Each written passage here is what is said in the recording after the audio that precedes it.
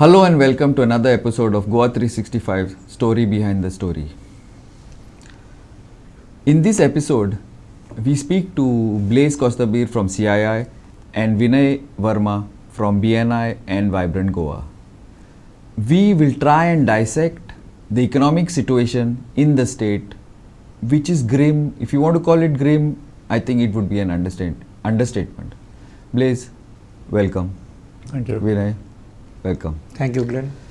To start with you, Blaise, first, could you tell us, give us a small brief about what is the present status of, say, medium, large, or the business that you are involved in, including the labor issue? Well, at the moment, we can't say we're heading back towards normal, but it's a new normal. And the situation is unfolding. Every day is something new. We are not sure which way. Right now, we were cruising along. Now suddenly you have Vasco happen. That will also generate some kind of background or some kind of a noise that will stop or hinder the progress of what is happening. So, on the other hand, other parts of the country are supposed to open by the 8th. And no industry works in a vacuum. Everybody is connected to somebody. So unless the whole opens, we can't be moving along. So sometimes you need material, they are closed in that place. There may be transport, but there are issues with transporters. They are facing so many hours at the border, they don't get drivers. Maybe the drivers have left the truck. So it will take some time for this situation to unfold or recover. At the same time, things are going to happen in between which we have no control over and which we don't know what is going to happen also. We can't say now we are going forward. And Vasco is a prime example. Scary things, not just things. Yeah, because this also exposes what we've been used to. You know, people do things which they feel are cheaper for them or good for them, forgetting about the whole. Post-COVID, we are going to think about it indifferently. Like your health is not your health anymore. It's not a private matter. It is public. Now that is something that before was health was, if you got sick, you are worried about yourself. Yes, yes. No one else is. Now if you get sick, everybody is worried. So there's a new situation. And one other thing, like these people were coming in, on, you know, it has been proved that they came in. This has to somehow stop. And everywhere we are facing this in the past, going forward, these things will have to be different. This, going beyond you don't register yourself. We fought in the hotel industry. 600 officially people waiting to go back and 6,000 were lined up. Now where does the remaining 90% come from? Obviously there's a totally huge parallel economy in everything. But that is going to change, and in a way it's good also. Vinay, specific to this, specifically what Blaise is talking about is you are in trading. You should know. So these are the things that would affect you, like trading, across the border, movement. So much of it is coming registered, so much of it is coming unregistered. People, I don't know, but Indians, I would put it politely, love to innovate.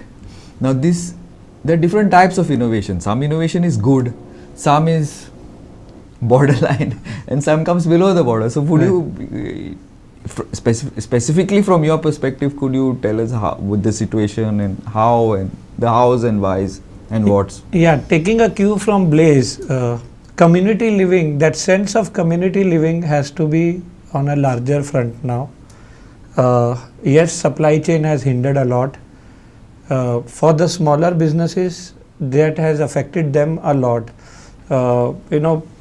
Part truckloads come or very small material coming from a big transporter. That hinders a small business when it comes to trading. So that I have found in my own circle of influence, and the businesses who are running, they are facing a lot of problem with the movement of materials. There is a scare, the scare of pilferage of people, or moving from the back end, they don't come with the permissions, and those people again start reliving in your neighborhood, and there is a panic. It has resulted in the issue in Vasco, and I am sure as our country is moving towards lockdown 5, or rather opening of the borders on 8th of June, these issues will actually multiply now. I mean, again a speculation by if there is God, I will pray that it should not happen. Goa has been a blessed place, and we are living in a very safe environment right now, but opening up of the borders may result in more panic and chaos. I would put it in this way that for 2 or 3 or 4 months, businesses will learn to survive. Jugaad is something which Indians are famous for. They will adapt to the situation, they will manage, but we need to control the movement of people so that we remain safe, we will innovate, we will come out of the situation much stronger. What about you, Vinay? You feel this labor thing would it be an opportunity for people to be based in Goa and work from Goa? People who are already here, could that be a solution? You're saying no traveling up and down? No. Goans doing. See, there's a lot of unemployment in Goa. So instead of people going to say Swindon or France, or could these people work in Goa? Could they be? I'm not talking about the manual labor part. That is okay. Right. I'm talking about the general. Yeah, we did a thought-provoking session among our entrepreneurs. That happened last week. We are really working towards it. One thing which came up, Blaze, is why don't we skill our own Goans to be industry ready? I mean, we will have 100 of doubts and 100 of certainties that it will never happen. But there is still a scope, and now the same people who were looking forward to working out at odd jobs out of the country, now they know the actual situation. I am sure their mindset, our Goan mindset will change, and people will actually start taking up the jobs on offer in Goa also. When it comes to industry, we get semi-skilled labor from Maharashtra, technical labor from Maharashtra, Karnataka, but we need that labor from Goa. That industry is to be catered by the Goan force. I, in our debate, found the skill set issues. What if we create modules and make them ready for, say, there can be a module of 6 months where we get machine operators, where we get plumbing guys, where we get electricians suitable for that job or for a specific industry. We skill them. The government should come in hand in gloves with the private organizations who are ready to do that. We have ITIs and we have various bodies, but possibly they are not able to bring the skilled labor, industry ready labor. So what we give them basic training of operating the instruments along with soft skills, along with the language speaking and various things, and the moment we put them to a factory or bring them in front of a machine, they are ready to operate. They are trained to operate that machine. That will solve our problem. Our people will not go out, and the employment will be generated in Goa itself. Blaze, is it as easy as Vinay says? I am a proponent of this. In fact, I have written about it, and I feel I believe it's an opportunity. Yes. We've always been complaining that outsiders are taking our job. Now here's an opportunity to walk the talk. True. They're gone. There are jobs available. And no options. People have to work. Yeah, and there's the shipping industry is gone for a year and a half. And if you go to Heathrow, there are Goans pushing trolleys there. Yes. Why do you have outsiders pushing trolleys in the Goa airport? Now, somebody will say, you earn more over there. But look at the living conditions. The way the outsiders live in Goa, 6 in a room, this is the way they live there. Same, exactly. So I feel that living in your own place, and Goa is a good place to live. Better standard of living, cost of living is lower than you can take many places where they go to. You're at home, and you found that 3 months you've been away, you can't think of getting home. Right. So that you're at home. But there are certain things that have to be done. For example, if I did my business in Bombay, I might have been bigger or expected bigger things, but in Goa there are certain things you have to. It's not that it is easy in Goa and less easy in Bombay. People have to accept that.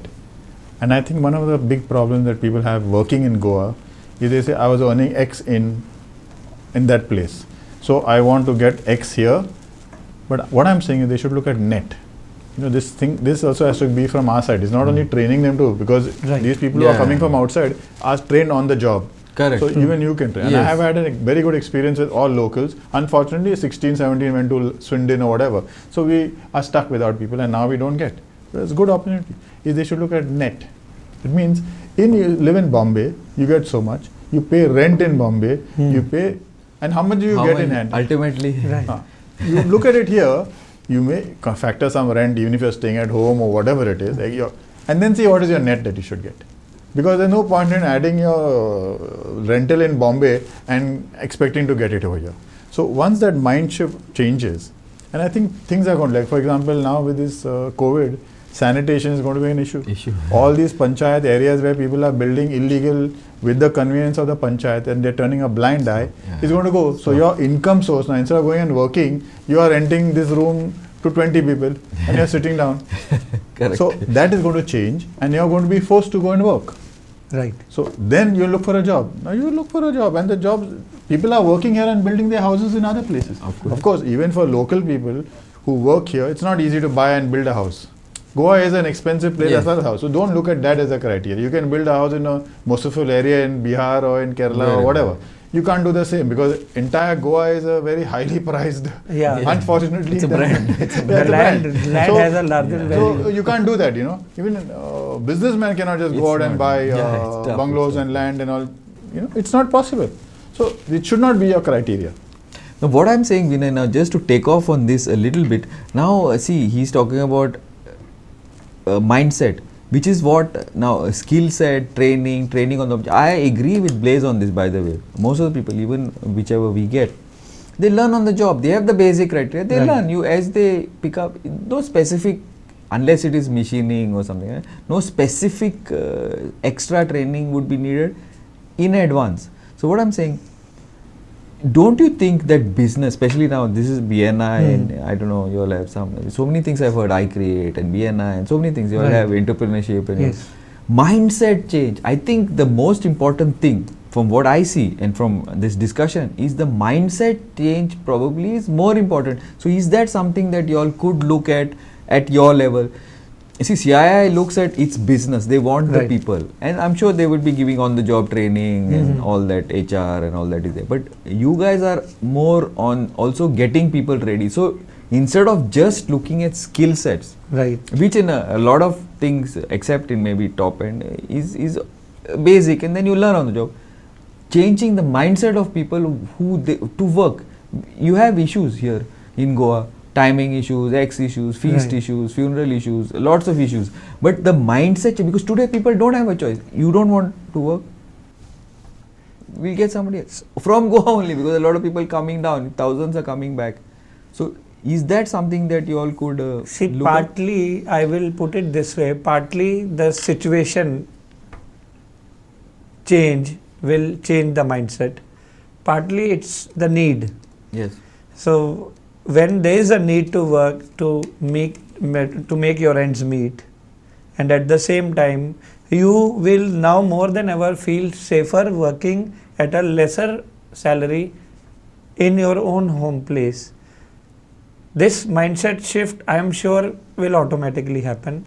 Now it is up to us as entrepreneurs and businesses and owners of big corporates to adapt them, to possibly make slight changes in our own industries to make sure that they feel at home while at work also. Now possibly shift changes. See, I have seen that why we get people from outside is because they work for 12 hours, 18 long hours also.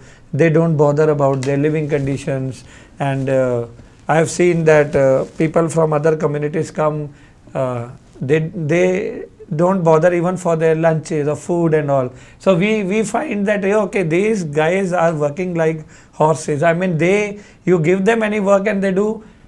End of the day, they are doing it for money. They want to feed back their families. I am sure now their states are taking care of them. Let's do that. Let's think over that. So let's see that our community people are Goan people are part of our entire economy and entire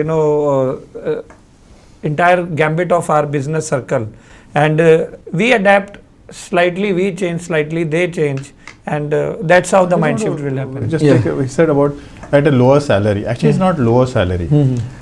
This is something of a misnomer. And the other day I was on a Goa University talk like this on labor, and one of the panelists was saying that Goans expect taxi drivers to get lesser salary. They live like the ones in Bombay with in the slums and all. So there's no thing like you pay a Goan person less and you pay an outsider more. There's nothing like that. You are paying for the service. And unless that taxi is sweated, they have to understand that concept. Unless you sweat that taxi, it's an asset. Correct. Then only you will make. You can't be charging more per kilometer and working less. less. So that has to change. So it's not a question of less. It's now this guy is working 18 hours. Goans work 18 hours. That's exactly what I wanted When to you say. go outside, they're working. They We are working. work. Yeah, here. We are working. So it's a misnomer.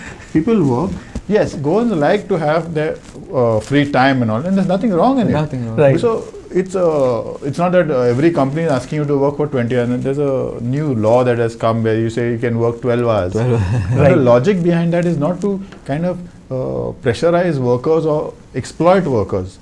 See what with this new social distancing, the vehicles are coming with the buses are coming with half the number of people. So what you're trying to do with this 12 hours is you're trying to you're bringing him so he works 12 hours, but he actually works the same number of hours that he's entitled to in the week. Yes. And so you don't have to every 8 hours if you're going to change the shift, you have to bring that whole busload More half the people number. again. Right. So this is a way of overcoming that social distancing, keeping the safety aspects, and you're also paying for those 4 hours extra. It's Yes. not that it's a 4 hour It's not account free. free. It's not So free. there's some thinking in it that it's to exploit the workers. Actually, the situation is such, and they're trying to maximize the productivity. You have to keep 1 hour between shifts, and there's so many things about it. Focus. See, Right. maybe this situation, this COVID situation, I would look optimistically. See, there are a lot of issues. I mean, health and all that. But this, I think, it has helped focus, attention, focus. As Blaze, when we were talking a little earlier, the type of business, the type of businessman, the focus and how to do and what to do and concentrate on priorities, probably it would help this COVID. Now, Blaze, Vinay, we are going into a short break and we shall see you on the other side.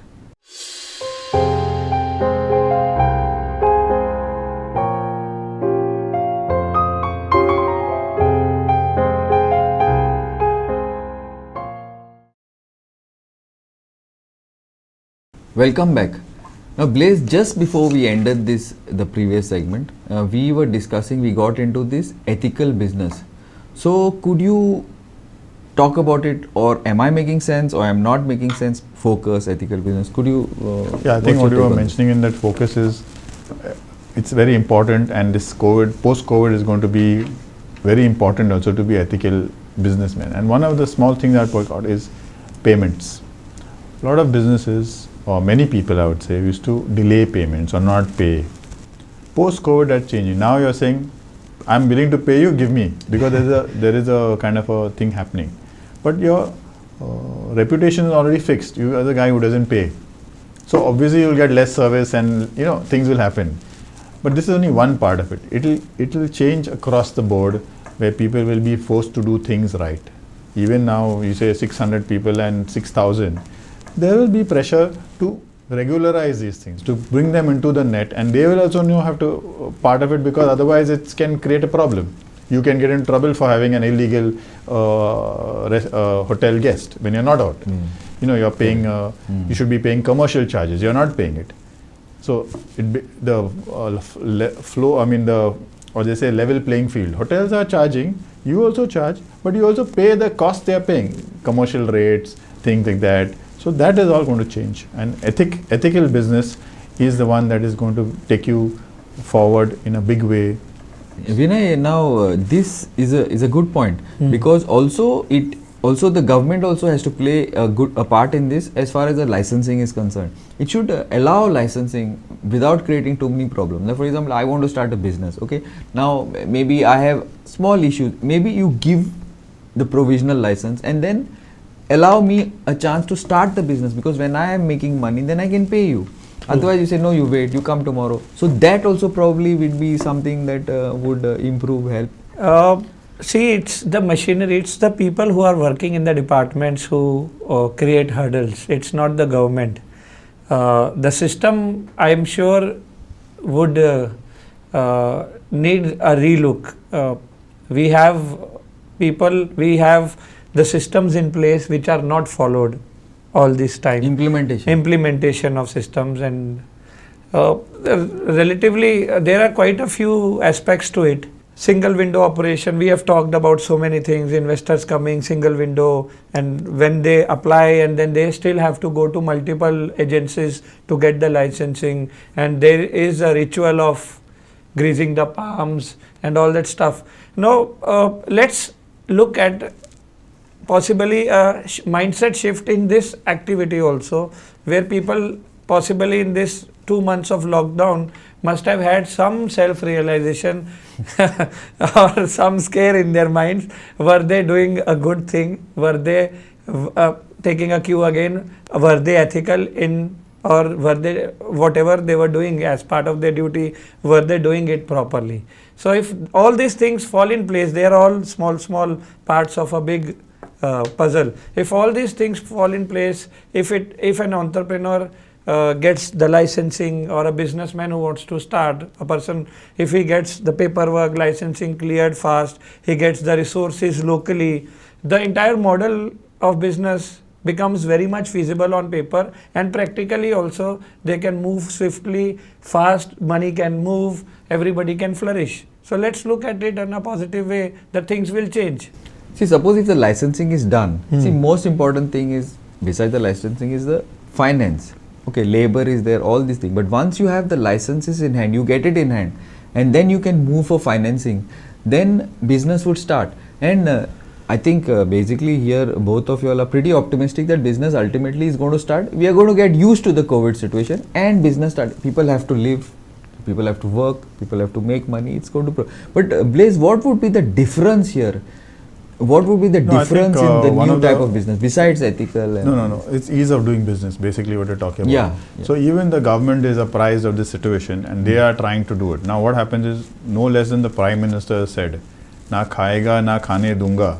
But that has to percolate to the bottom. See what happens, the last guy says what to do. Now we've seen in this COVID situation, trucks will come to the border, they'll have to, someone will pass, because it's a last mile or last minute connectivity. Everybody says it's happening up, why should I be left out? You know, even to get that post he may have had paid. So all these things are, it's a chain. It's not, you cannot stop one person, or you cannot blame one person. So one of the things that we are looking at industry and with government is ease of doing business and working with government. And in this COVID situation, there were a lot of cases, time when we worked with the government, and for example, when we started, the industry worked, especially GSIA, led by GSIA, worked with the government, and we were able to start in 4 days from the day they took. On Monday we were ready, passes were issued and all. But the previous, when essential service had to start, first day only 1,500 in the collector applications jammed. So this is 20,000 people. So there is it has shown that it can work. There is a trust level that has to develop, and things can work. Vinay, you agree with what Blaze, or would you like to add to what Blaze said, or do you agree, disagree? Yeah, I am part of GSIA, so I have closely monitored the way the team at GSIA had, I will say, superhuman things is what they have achieved. They were congruent with the government. The government was there with them all the time. They were truthful, they were ethical, they meant that they every action of theirs was to help people, to help Goan economy. it was not for me, it was for everyone. So that's the reason they achieved. It's an applaudable thing. In 4 days, I have seen the passes being collected, and the collectors and the officers of respective industries, industrial estates, who are again government people, were efficiently working. They were all helping each other to organize. So collectively, as a team, as an organization, if GSIA can achieve, everyone can achieve. Government is there to help you. So I am truly with them. If your intention is pure, if your you are there for everyone, your own benefit is anyway gonna happen, but everyone will benefit. So government has helped a lot, and I am sure this is one model of success which will be replicated, and people like Blaze and people like the leadership of Mr. Kochkar, who is GSA president, these people will work wonders if they are trusted for better opportunities for the development of people. Team. In fact, old professor of mine used to talk about this teamwork, TEA. Together, everyone achieves more. So ultimately, are you saying that today business, instead of it being major, cutthroat, cut this one, it is going to be more teamwork, collaborative? What do you feel? I think I'm sure it's already, you can see it happening. People are working together. So I think Blaze, Vinay, I think we can say that this discussion has thrown up a few new things in business. One, starting from this last point, collaborative. Second thing is procedure wise, focus, bringing people into the net. Some of the things are going to be pretty alien in Indian business, but looks like this COVID has thrown up this, besides a sense of optimism and in business, many, to a certain point, no option, so you have to do it. But this probably brings out the resilience of the Indian spirit, an Indian spirit of business. Yes. Thanks, Blaze. Thanks, Vinay. And keep watching Goa 365.